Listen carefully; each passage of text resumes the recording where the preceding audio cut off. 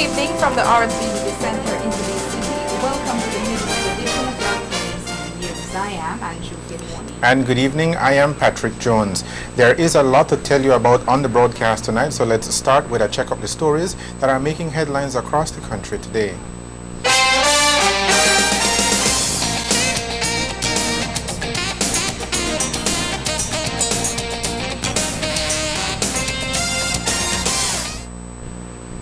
City Council refutes councillors' claims that money is missing from City Hall accounts. Fraudulent Social Security checks reportedly in circulation.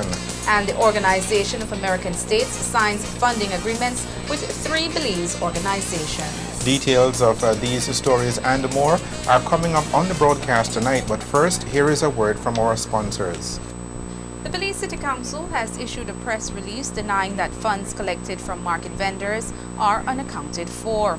According to the official release, the council's accountant, Anthony Castillo, was tasked to verify that rental fees collected were paid against the respective market vendors' accounts. That exercise was concluded on Monday, and in a memorandum sent to the city administrator by Castillo, certified that all revenues collected from vendors at the temporary market at the former Pound Yard compound are properly accounted for. That leaves the question then, where did Kevin Singh, the councillor responsible for markets, get the idea that monies were missing from his portfolio's account? Today, Deputy Mayor Philip Willoughby told Love News that it simply might have been a case of misinformation, and he believes that Councillor Singh misspoke because of the pressure he was under at the time. I can't speak for the councillor, but I know he's a good guy. I know he is trying his endeavor best to work with a very difficult portfolio, given what all has transpired, with all the hostility from the vendors, given the setbacks and the delay from the Michael Finnegan market and that type of thing.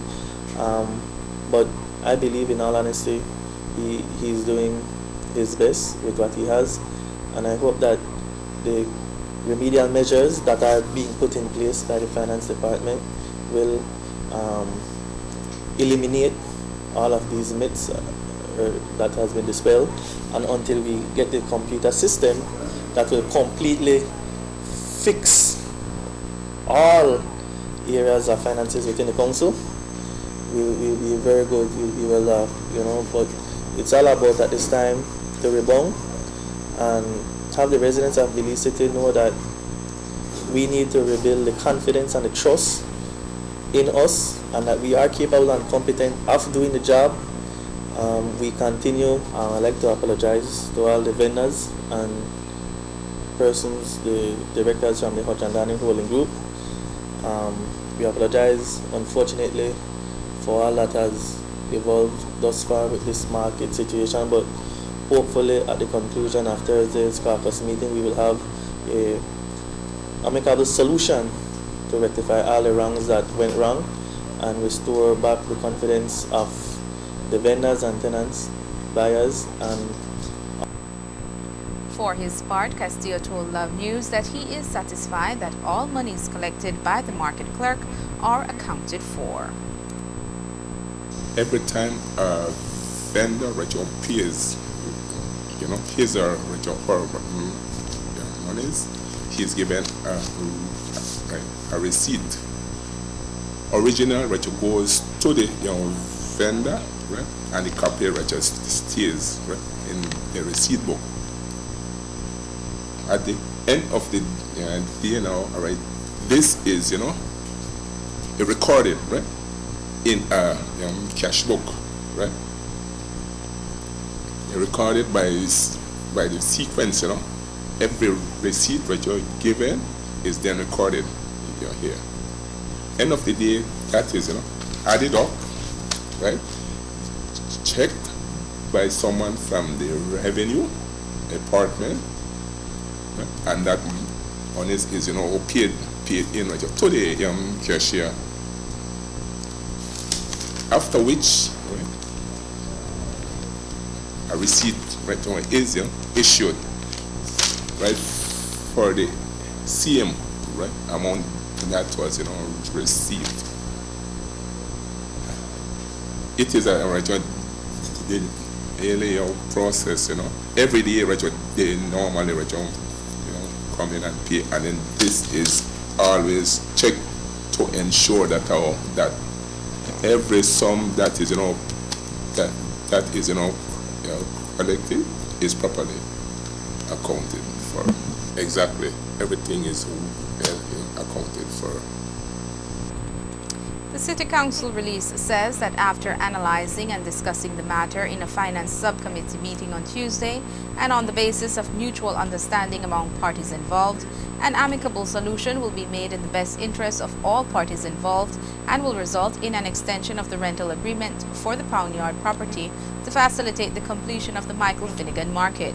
City Hall says that officials will be meeting with the market vendors on Thursday to discuss the startup date for the second phase of the new Michael Finnegan Market and to explain the cause of the delay in the completion of the facility. More Belizeans are to benefit from funding by the Organization of American States. The OAS, through its special multilateral fund, signed agreements with 3 organizations for their project cycle 2010-2011. The signing took place this afternoon at the OAS office with the National Committee for Families and the Children, Belize Tourism Board, and the Yakshe Conservation Trust. A total of $549,234 will be used among all 3 organizations for this project cycle. Kim Osborne is the country representative for the OAS. The OAS every year under its special multilateral fund, FEMCD, issues calls for proposals from various entities, whether they be NGOs or government agencies, to submit proposals for funding. And that process has started in 1997 and has continued every year thereafter. This year we have 3 projects that have been approved for signing by FEMCD, for execution rather, by FEMCD. Potential executing agencies submit projects through the government. Government prioritizes based on national priorities and based on the OAS's approved strategic plan. And so we have some key areas that we have committed to: sustainable development and the environment, tourism development, and so forth. And anything that is typically geared towards poverty alleviation is looked upon very favorably. We do education, trade, a number of other areas are covered. In Belize, what I will tell you, we've done a lot of work so far on training and capacity building.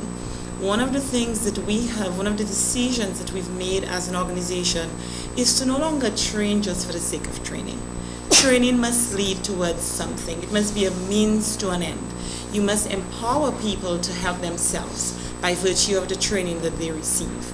And through the projects here, all 3 projects here, we are giving people the capacity to go out and do for themselves. Signing on behalf of the NCFC was Pearl Stewart, Executive Director. Their project focuses on building capacity of disadvantaged communities in Belize for income generation and job creation. The 3 projects will run for a period of 14 months, and the OAS will be monitoring and evaluating the progress of the projects. The Social Security Board has confirmed from separate sources that fraudulent checks alleged to have been issued by the Social Security Board were presented to and cashed by at least 4 business houses in Belize City. The checks were issued in the name of Darnell Garbutt and Michael Gomez and were cashed using Social Security cards as identification.